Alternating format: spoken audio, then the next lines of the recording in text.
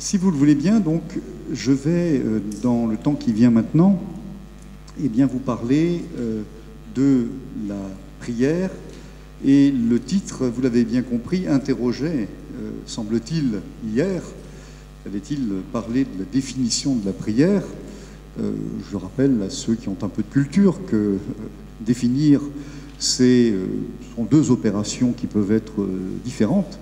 Définir, c'est peut-être déterminer par une formule précise un concept, on fait une définition, mais définir, c'est aussi l'opération qui permet de caractériser une chose, c'est-à-dire tout simplement de donner des points de repère. Et c'est ce à quoi je vais m'employer, si vous le permettez, maintenant. Voilà. Il se trouve que, bien évidemment, je suis déjà intervenu dans le cadre de ce colloque. J'ai eu la joie de l'ouvrir, même si c'était par le truchement de la technique.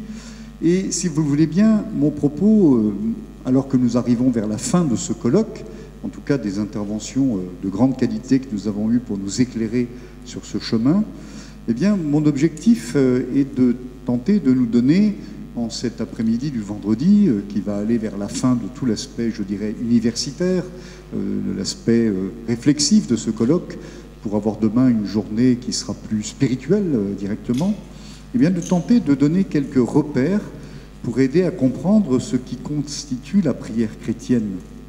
Nous avons beaucoup parlé, depuis que nous avons démarré notre colloque mardi, d'intériorité, d'histoire, de discernement.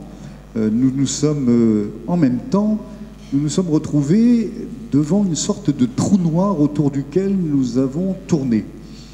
Un trou noir que nous avons abordé par différents angles de vue, mais qui demeure toujours un peu mystérieux, me semble-t-il, même si le Père Rimbaud, par son intervention profondément biblique, nous a donné des choses extrêmement concrètes, finalement, sur la prière et la dynamique de la prière. Mais la prière demeure, et demeurera d'ailleurs, rassurez-vous, après mon intervention encore, de l'ordre du mystère de la relation entre Dieu et l'homme. Nous le savons bien, Dieu, dans la vie spirituelle, je vais être un peu provocateur si vous me le permettez, Dieu, grosso modo, quand on lit l'histoire de la spiritualité, fait ce qu'il veut, avec qui il veut, comme il veut.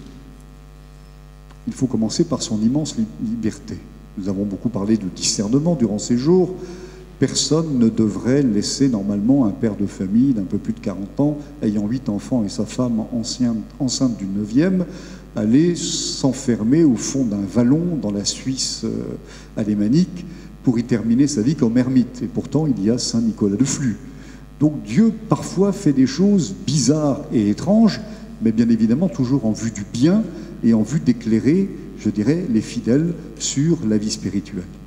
Donc oui, Dieu fait ce qu'il veut, avec qui il veut et comme il veut, et en même temps, d'une part, la révélation biblique nous donne un certain nombre de points de repère de la prière, on en a entendu quelques-uns à l'instant, et pour ceux qui étudient la spiritualité, pour les historiens de la spiritualité, on observe bien, en même temps, que dans toutes les vies de saints et mystiques, il y a, comment dire, comme des sortes de passages obligés.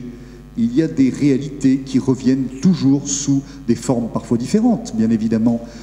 La nuit de la foi n'est pas la même chez saint Paul de la Croix et Thérèse de Lisieux, mais c'est une nuit de la foi. Le mystère pascal, en fait, est incarné de manière toujours originelle et originale dans des vies et dans des cultures qui sont différentes et qui lui donnent des colorations différentes. C'est toujours la même lumière, mais le spectre de la lumière, vous savez bien, eh bien, se manifeste par des alternances et des réalités chromatiques un peu différentes. Et chaque saint, ainsi, a une couleur particulière, parce que, je crois que ça a été dit par vous, Père Willem, Dieu ne fait pas de photocopie. Voilà, il fait uniquement des originaux, il ne sait rien faire d'autre. Rassurez-vous, si vous vous trouvez un peu original ou originaux, c'est normal, ça fait partie du chemin. Donc oui, l'Église, notre Église, qui est une Église qui a été une Église dès l'origine romaine, c'est-à-dire une Église qui a eu le souci de l'archivage, de la mémoire, du travail réflexif, a gardé trace de ces siècles de sainteté et a pu ainsi, peu à peu et progressivement, élaborer une forme de corpus autour de la vie spirituelle et de dire ce qui la constitue et de dire aussi quels sont les repères de cette vie spirituelle. Et donc, pour cela, l'Église, à travers les siècles, nous a aidés, elle nous a donné des points de repère, et elle l'a fait encore récemment par un document qui me servira de base, et qui est finalement le document par lequel je vais essayer de vous éclairer maintenant. Un document qui est un document de la Congrégation de la doctrine de la foi, qui était sorti le 15 octobre 1990. 15 octobre, cela vous dit peut-être quelque chose. C'est bien évidemment la fête de Sainte Thérèse d'Avila, docteur de la vie spirituelle dans notre Église catholique. Et ce document signé du cardinal Joseph Ratzinger en particulier est un document qui justement veut nous donner des repères, des points d'attention dans la prière, à la fois des repères positifs et à la fois des attentions et des prudences à avoir dans le domaine de la prière. Ce document, d'ailleurs, il est introduit par le contexte qui justifie et légitime le fait de prendre la parole sur ces repères de la prière, quelques aspects de la méditation chrétienne, lettre de la Congrégation pour la doctrine de la foi aux évêques de l'Église catholique. Et donc ce document, que nous dit-il? Il commence d'abord par observer ce que nous voyons aujourd'hui, mais ce qui se voyait déjà il y a 30 ans de cela, un vif désir, nous l'avons dit, d'expérience spirituelle. Les gens n'arrivent pas à se contenter du matérialisme dans lequel ils sont, et on les comprend, comme un poisson hors de l'eau, l'homme cherche son milieu naturel, et comme il a été créé à l'image de Dieu, on l'a bien dit, il a en lui un désir infini qu'aucune réalité finie n'arrive à contenter. Et donc, il y a ce vif désir spirituel des hommes, des femmes de notre temps, dans une culture moderne, je l'avais évoqué dès mardi matin, où le silence, le recueillement, la méditation sont devenus difficiles. Il faut se rappeler aussi que dans les années 90, il y a un élément peut-être moins prégnant ou autrement que dans la culture actuelle, c'était ce courant très fort qui s'est aujourd'hui un peu dissous, mais dont les éléments sont vraiment présents dans la culture, qu'on appelait le New Age. Je ne sais pas si ça vous dit encore quelque chose, hein, le Nouvel Âge. On attendait une sorte d'époque merveilleuse et spirituelle, l'ère du Verseau qui allait succéder à l'ère du Poisson. Je ne vais pas développer, je suis parti pour 3 heures, sinon donc voilà. Mais en tout cas, il y avait dans ce New Age la volonté de faire des expériences spirituelles et de trouver des techniques et des moyens pour vivre de Dieu, en tout cas du divin, plus exactement, souvent un divin impersonnel. Et c'est donc cette culture, mais qui existe toujours aujourd'hui, qui a fait que ce document a été produit pour donner des repères et pour aider les hommes, les femmes de notre temps qui ont besoin de recueillement et qui parfois vont vers certaines techniques venant des religions orientales non chrétiennes.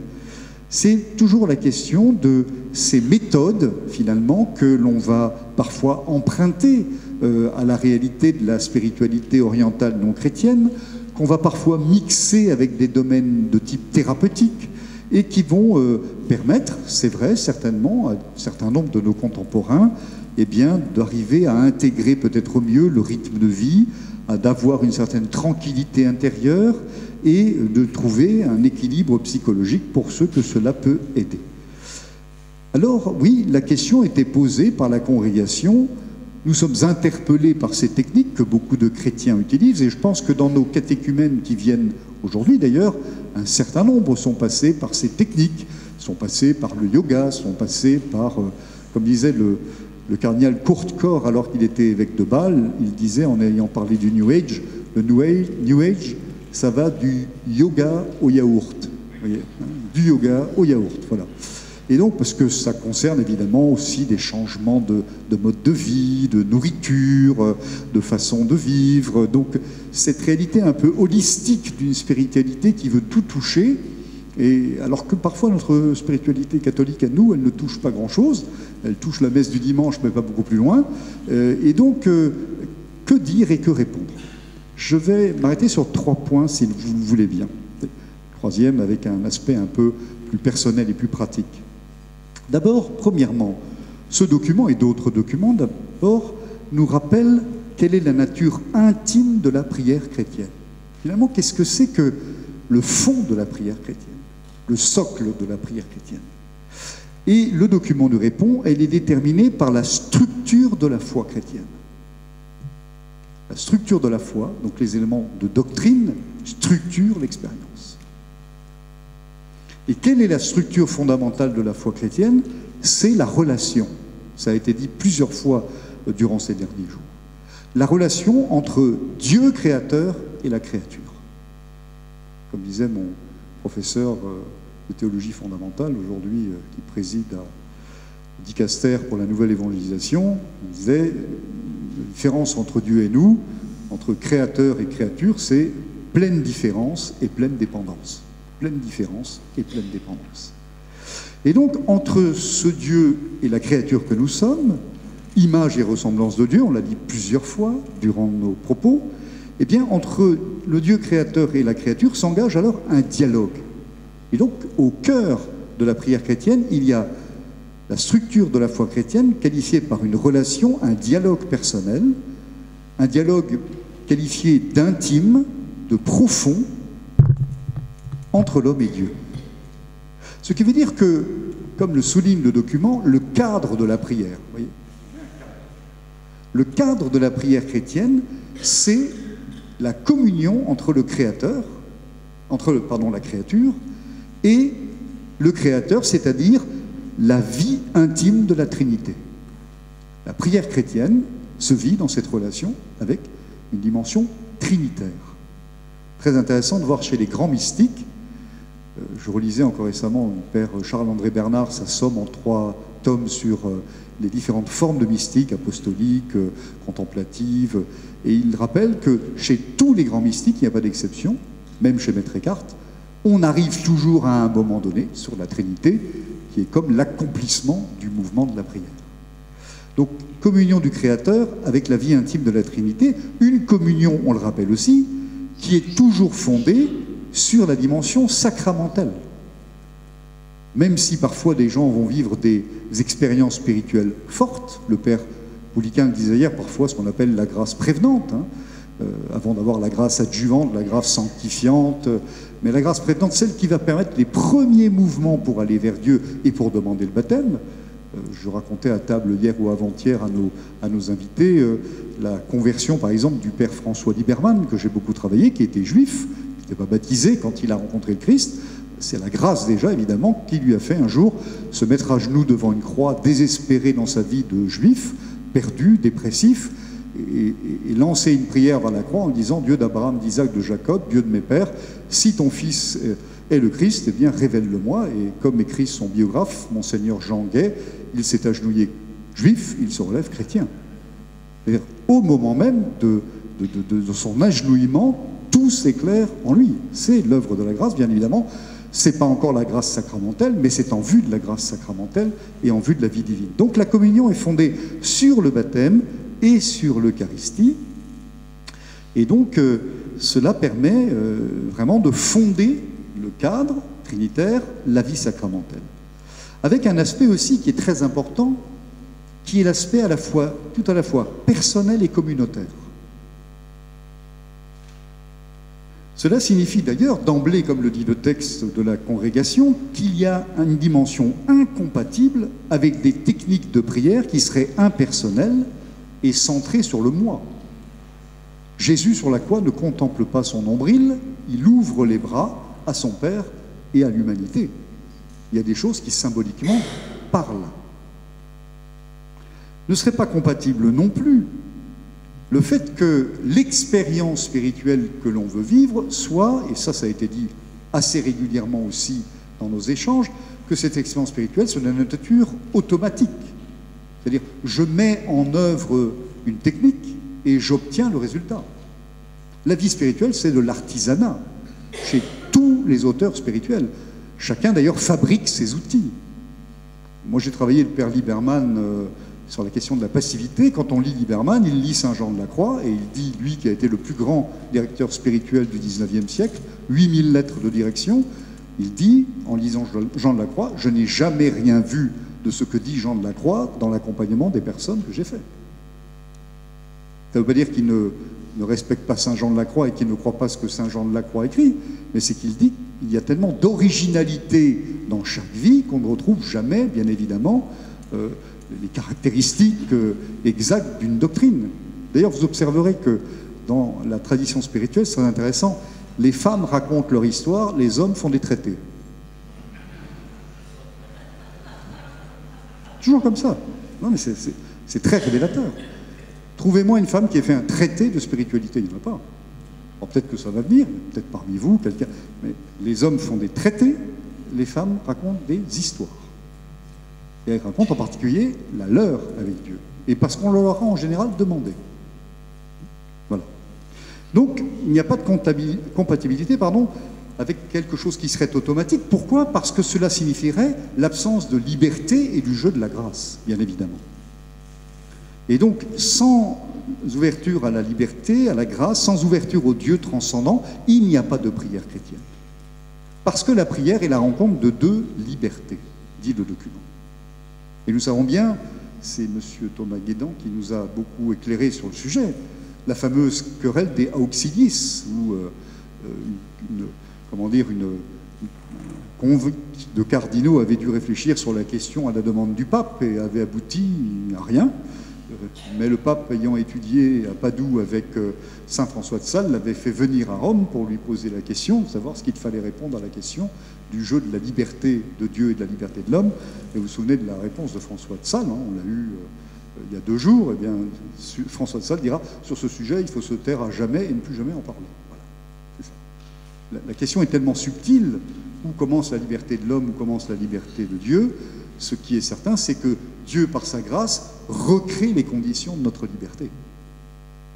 Dieu, par sa grâce, recrée en nous les conditions d'une véritable liberté. Ça, c'est fondamental.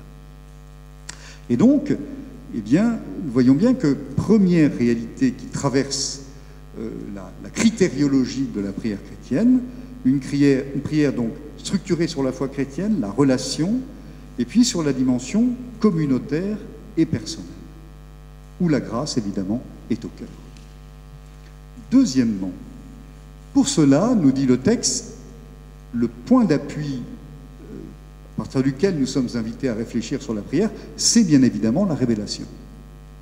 Le vicaire général a déjà ouvert évidemment ce champ de la révélation et de la place de l'écriture qui devient parole sous l'action de l'esprit et qui nous nourrit. Et donc le texte sur la prière, ici, nous rappelle le rôle et la place de la Bible. Le rôle et la place de la Bible. C'est intéressant d'aller le lire, vous le trouvez très facilement sur Internet, et il vous fera d'abord tout un développement sur la place de l'Ancien Testament. Nous ne sommes pas des marcionnites, jusque dans la question de la lecture de la Bible. Vous savez qui était Marcion, hein? Vous savez qui était Marcion? Vous connaissez son frère, peut-être plutôt, non? Marcion, c'est un auteur du IIe siècle, IIIe siècle, qui considérait que le Dieu de la Bible n'avait rien à voir avec le Dieu de l'Ancien Testament, n'avait rien à voir avec le Dieu du Nouveau Testament. Le Dieu de l'Ancien Testament est colérique, vengeur, alors que le Dieu du Nouveau Testament, présenté en Jésus, c'est la miséricorde, l'amour. Et donc, il voyait qu'il y avait une différence pour lui trop forte entre ces deux visions et conceptions de Dieu, ces deux images de Dieu.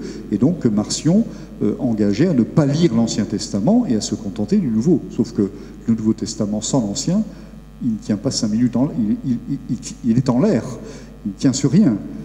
Toute la force, bien évidemment, de la révélation en Jésus-Christ, c'est une révélation qui est annoncée. C'est une révélation qui s'enracine, bien évidemment, dans l'histoire d'Israël.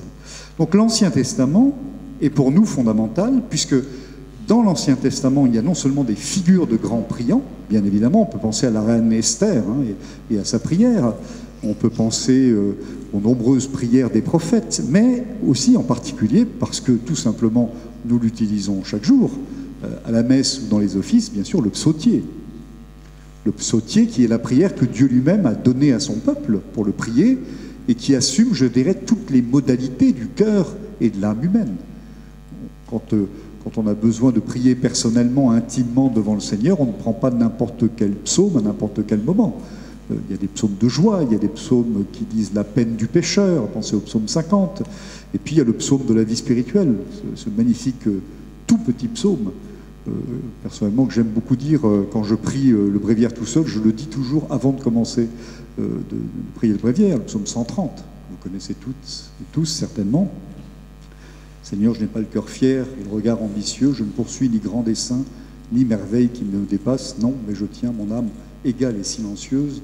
Mon âme est en moi comme un petit enfant contre sa mère. Voilà.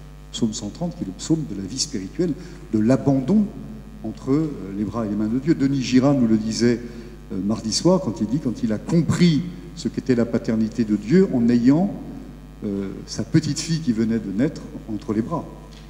Voilà. C'est le psaume 130. Et puis, bien évidemment, le Nouveau Testament, je reviens sur juste l'intervention précédente du vicaire général, sur la centralité du Christ, la place de l'Esprit Saint, ce qui veut dire donc qu'il y a un rapport étroit pour nous chrétiens entre révélation et prière. Or, cette révélation, elle passe par des paroles et par des œuvres. Dieu s'est révélé dans l'histoire, d'abord dans la première alliance, puis dans la personne du Christ, par des paroles. Parlons de Jésus, jamais un homme n'a parlé comme celui-là. Et par des œuvres. Qui est-il s'il fait les signes qu'il fait, si Dieu n'est pas avec lui? Voilà. Mais ces paroles et ces œuvres, on les a déjà dans la première alliance, par la parole des prophètes et par les meravilia Dei, comme on dit, les merveilles que Dieu a opérées pour son peuple dans la première alliance. Ce qui veut dire que si Dieu a parlé dans l'Ancien et le Nouveau Testament, il parle par des paroles et des œuvres que nous avons à accueillir dans la prière, à contempler dans la prière, à adorer dans la prière, avec l'aide de la grâce de Dieu, pour les approfondir, pour les goûter et pour nous en nourrir. Pour cela, donc, il y a cette place essentielle de la Bible qui, sous l'action de la parole et de la grâce, devient la parole de Dieu, Dieu qui nous parle. Et cette parole de Dieu, elle demande aussi une certaine ascèse. Ça, on l'oublie parfois, sauf quand on va passer quelques années de noviciat, on prend au bout de... Combien de temps, Père, pour vous 3-4 semaines Bon, la Lectio Divina quotidienne commence parfois dans la joie, mais elle est quand même difficile. Vous savez, il y a un apophthegme des pères. On a parlé des apophthegmes. Tout le monde sait ce que c'est, un apophthegme? Ça va? Qui ne sait pas? Un apophthegme, c'est une petite histoire qui appartient à la tradition monastique des premiers siècles et par laquelle les moines transmettaient une sagesse spirituelle. C'est toujours un dialogue entre un ancien qui a l'expérience et un jeune qui essaie de l'acquérir. Voilà, vous voyez. Par exemple, ça donne, un jeune moine vient voir un ancien, il dit à l'ancien, je comprends comment on peut pécher avec les yeux, avec les oreilles, avec la bouche, avec la main, avec le pied, mais je ne comprends pas comment on peut pécher avec le nez. Et l'ancien lui dit, ben, on peut pécher avec le nez en le mettant dans les affaires des autres. Voilà. Ça va, il y en a qui a eu du mal un peu quand même, hein. Vous avez le nez bouché là, hein. Voilà, ça vient. Donc voilà. Or, il y a un apophthegme où il y a un jeune moine qui vient demander à un ancien, il lui dit qu'est-ce qu'il y a de plus difficile dans la vie monastique? Et l'ancien de dire, vous savez, beaucoup de choses qui sont difficiles. Alors le jeune dit, est-ce que c'est la chasteté? Alors il dit, bon, ça c'est un peu difficile au début, mais tu verras avec le temps, tout s'apaise. Bon. Est-ce que c'est la pauvreté? Il dit, bon, tu étais aussi pauvre dans la ferme de tes parents que tu l'es aujourd'hui au monastère. Et encore, tu manges peut-être même mieux au monastère que dans la ferme de tes parents. Alors est-ce que c'est l'obéissance? Il dit là, ça c'est un peu plus dur, ça résiste un peu plus, mais on y arrive aussi. Et alors le jeune est un peu décontenancé, il dit à l'ancien, mais dis-moi alors qu'est-ce qu'il y a de plus dur dans la vie monastique? Et l'ancien se met à pleurer, il dit, on peut penser à Lille hier soir, hein, au film que nous avons vu. L'ancien dit que l'ancien se met à pleurer, et il répond au jeune moine, le plus dur c'est de persévérer dans la lecture de la parole de Dieu. Et on n'est pas encore à l'époque du smartphone. Hein.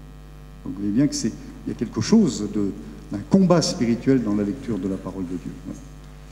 Or, Guillaume de Saint-Thierry, le grand abbé de Saint-Thierry, qui bénédictin deviendra cistercien, ami de Saint-Bernard, et dont d'ailleurs beaucoup d'écrits ont été d'abord promus dans l'Église sous le nom de Saint-Bernard, on a compris après que c'était Guillaume. Guillaume de Saint-Thierry dit dans un de ses textes, la lettre aux Chartreux du Monde, il dit que la lecture de la parole de Dieu ne doit pas se faire comme une lecture faite de hasard. Et donc il nous dit, attention, la lecture de la parole de Dieu, pour vraiment être fructueuse, ne doit pas être de hasard et sans suite, mais, il dit, à des heures déterminées, il faut avoir des lectures déterminées. Donc il montre qu'il y a une certaine force de l'habitus, non pas de l'habitude, mais de l'habitus, comme l'on dit, c'est-à-dire une dimension vertueuse, Et c'est ça qui nous permet vraiment d'entrer en profondeur dans la parole.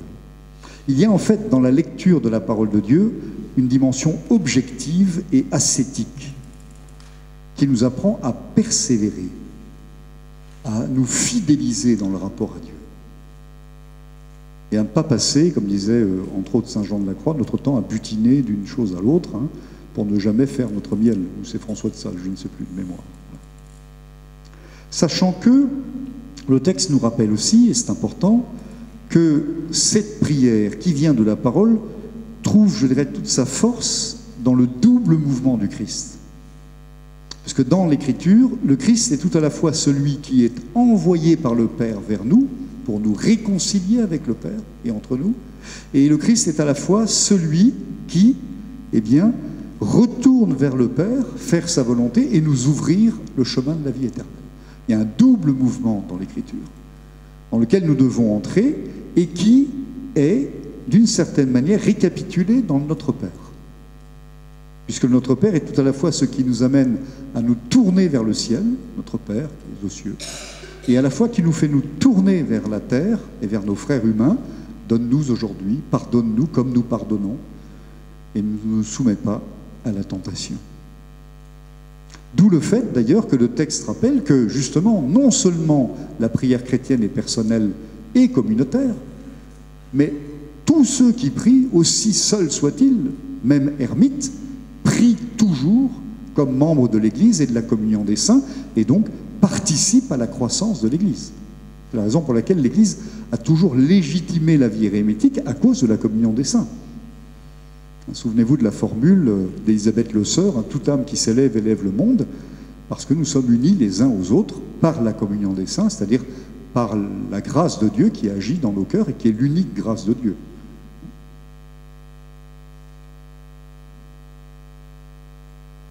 C'est-à-dire, je le signale parfois quand j'aborde cette question de la communion des saints, c'est une des petites coquetteries théologiques qui ne sont pas justes dans un chant, puisqu'on a parlé des chants de Didier Rimaud, on a parlé de comment les chants inspirent aussi notre prière. Hein. Il y a un chant sur la sainteté, sur le chapitre 5 du Concile Vatican II, Dieu nous a tous appelés à, nous chantons en français, à la même sainteté, ce qui est faux théologiquement. La commission officielle de traduction du Concile a toujours refusé cette traduction de la même sainteté. Parce que même, ça veut dire similaire. Vous avez la même voiture que moi, c'est pas la même. On a le même modèle, d'accord, mais c'est pas la même. Dieu nous a tous appelés à l'unique sainteté. Parce que c'est la sainteté du Christ. C'est un petit détail, mais ça dit quelque chose de la théologie, qu'on a comprise ou pas, quand on rédige, quand on fait un chant. Troisième point, alors, il me reste 5 minutes, ça va? Vous êtes rendormi ou ça va? Non, ça va. La grâce est agissante, c'est bien.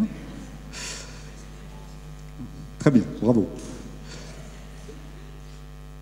Enfin, troisième point, oui, les manières erronées de prier. Alors là, je vous renvoie au document parce qu'il y a un certain nombre de choses, mais j'aimerais quand même relever 2-3 choses que le document met en lumière. Les manières erronées de prier. Dès le départ de la vie de l'Église, rappelle le texte, il y a eu 2 courants contre lesquels l'Église a dû lutter qui concernent la question de la prière. D'abord, la question de la fausse gnose, G-N-O-S-E, la gnose, gnosis en grec, la connaissance, et ce qu'on appelle le courant messalien. Ceux qui me connaissent savent que j'amène parfois les messaliens à table quand on aborde la question de la vie spirituelle, parce que c'est un risque qui est toujours un peu présent. La gnose d'abord, Saint Paul nous dira qu'il y a une vraie gnose et une bonne gnose, la vraie connaissance du Christ, qui nous est donnée par la révélation, par la grâce, mais il y a, comme dira saint Irénée de Lyon, une gnose au nom menteur, une fausse connaissance, qui est une connaissance prétentieuse, orgueilleuse, vaniteuse. Et donc, le texte nous dit qu'il y a à se méfier de la gnose qui pense que certains obtiendraient par une illumination particulière ou un enseignement ésotérique, caché, secret, une connaissance qui leur permettait d'accéder et de s'unir à Dieu de manière privilégiée. Vous savez que la gnose a toujours été dans l'Antiquité une réalité qui concernait les classes supérieures de la population, On laissait au peuple la religion et aux gens éduqués et érudits, on invitait au salut par la gnose. En fait, qui n'est pas un salut, qui est un salut qu'on obtient par soi-même, par la réflexion intellectuelle et la connaissance. Si je connais le salut, j'y entre par moi-même, par mes efforts et par mon intelligence. D'ailleurs, en rencontrant un Dieu qui n'est pas un Dieu personnel dans la gnose, qu'on appelle le plérome. Voilà. Et puis donc, en rappelant aussi, face à cette fausse gnose, que pour nous chrétiens, la création n'est pas mauvaise, au contraire. Elle est même très bonne. Alors que la gnose est toujours une manière de vouloir avoir une connaissance d'une forme par laquelle on échappe à la mort pour accéder à un état supérieur, mais en s'extirpant de la matière qui est mauvaise. Pour la gnose, pour faire très court, les personnes humaines sont des gouttes de divinité tombées dans la matière. Et l'initiation gnostique, c'est de prendre conscience de cela et par des techniques de remonter vers la source du divin, sans aide d'aucune grâce, d'aucune église, d'aucun sacrement, etc. Ne sourions pas trop, il y a plein de gens qui vivent ça aujourd'hui. Hein? Pardonnez-moi, mais dans un certain nombre de courants, même Rose-Croix maçonnique du XVIe, XVIIe siècle, tout l'enseignement repose sur la gnose. Voilà. La gnose qui enfle. Voilà. Le pape François a souvent dénoncé la gnose dans ses écrits. Il parle du gnosticisme, il en parle sur son texte sur la sainteté, Gaudete et Exultate en particulier. Et puis le deuxième courant qui est le courant messalien, M-E-2-S-A-L-I-E-N. Qu'est-ce que c'est que le courant? Qu'est-ce que sont les messaliens? C'est un courant du 3e, 4e siècle qui identifiait la présence de la grâce avec l'expérience psychologique de la sensation de la grâce. C'est-à-dire, il pensait que Dieu agissait uniquement quand on sentait quelque chose, quand on percevait quelque chose dans sa sensibilité. On a parlé des sens extérieurs, du sens interne et des sens internes. Pour les messaliens, Dieu agit si je perçois qu'il agit, pour faire court.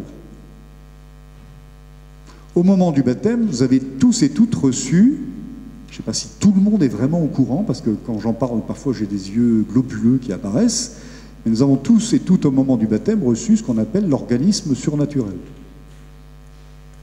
Vous le saviez, bien évidemment. Ça fait du bien quand on voit la formation des catholiques, formation de base. Je crois qu'il va falloir qu'on travaille un peu, Christophe et François, encore. Vous avez reçu ce qu'on appelle l'organisme surnaturel, c'est-à-dire qu'on a infusé, Dieu a infusé en vous, par le biais en particulier du sacrement du baptême, ce qu'on appelle les vertus théologales. Ils sont des dynamismes stables qui vous font adhérer à Dieu dans la foi, adhérer à Dieu dans l'espérance et vivre de la charité de Dieu. Voilà. Vous avez reçu tout cela et vous ne percevez pas nécessairement que vous l'avez en vous. C'est le fait de mettre en œuvre votre vie spirituelle qui va vous donner perception de. C'est pas parce que vous ne sentez pas qu'il y a cette présence de la vie théologale qu'elle n'est pas là. Or, les messaliens, eux, identifient l'action de Dieu dans la vie théologale à la perception subjective et psychologique qu'on peut en avoir. Je sens que ça me brûle et que ça me chatouille, ça y est, Dieu agit. Ben non. Non, parce que Dieu peut agir de bien des manières. Il agit d'abord de manière assez objective dans les sacrements. Je ne pense pas que vous ayez des grandes inflammations chaque fois que vous communiez. Ça peut être décevant, je sais, mais c'est comme ça. Voilà. On peut même parfois communier en se disant, en retournant à sa place, qu'est-ce que je viens de faire là? Voilà. Comme nous, on peut arriver à la fin de la messe en se disant, qu'est-ce que c'était de nouveau? Ben oui, on est avec sa liste de courses au milieu de la prière eucharistique. Hein. Jamais? Moi non plus. C'est bien.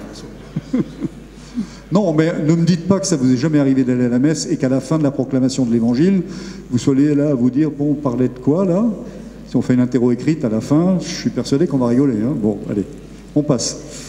En tout cas, vous voyez bien, l'œuvre de la grâce se fait dans les sacrements et même, nous pouvons avoir parfois dans notre vie spirituelle ce qu'on appelle des désolations.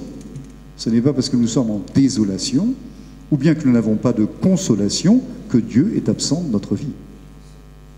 Et donc ça veut dire qu'il ne faut pas que nous négligions le sensible, la matière, mais en les mettant à leur juste place. C'est vrai qu'il peut y avoir des résonances affectives de l'action de la grâce en nous. Le père Villélem avait parlé de la formule du père Marie-Eugène, on en a parlé tout à l'heure, qui est tout à fait juste, hein, quand il parlait de vibration. On se disait juste vibration, aujourd'hui c'est un peu ambigu, parce que justement les New Agers utilisent les vibrations, les traductions parfois dans la spiritualité orientale non chrétienne parlent de vibration, donc c'est peut-être un mot aujourd'hui dont il faut un peu se méfier, mais en tout cas une résonance affective, une résonance sensible, émotionnelle. Il nous est tous arrivé d'aller à une messe, je sais pas, de confirmation de vos enfants, où vous sortez de là, il y a une joie qui vous porte profondément, on appelle ça une consolation avec cause précédente. Voilà, j'arrive au bout. Et donc, ce que veut dire ce texte, c'est que pour éviter ces errements, la fausse gnose, le messalianisme, eh bien, il faut nous rappeler qu'il y a la voix du Christ, et donc la prière est vraiment christologique, pour chercher la volonté du Père, que cette prière chrétienne doit, à un moment ou à un autre, ça je crois que vous l'avez dit ce matin, Père, j'étais malheureusement pas là, la place de la personne de Jésus dans la prière, hein, dans l'oraison, mais aussi la place de la vie de Jésus avec sa passion, sa croix, sa mort et sa résurrection. Non pas simplement une partie de Jésus, une partie qui nous séduirait plus. Et puis, bien évidemment, la place de l'amour du prochain. C'est-à-dire que la prière produit des œuvres, des œuvres et des œuvres. Sachant que l'expérience de la prière chrétienne, du début jusqu'à la fin, est une expérience, on a dit, de relation, qui nous met en relation avec Dieu, et qui fait que du début jusque dans la gloire de Dieu, nous restons et nous demeurons une personne unique,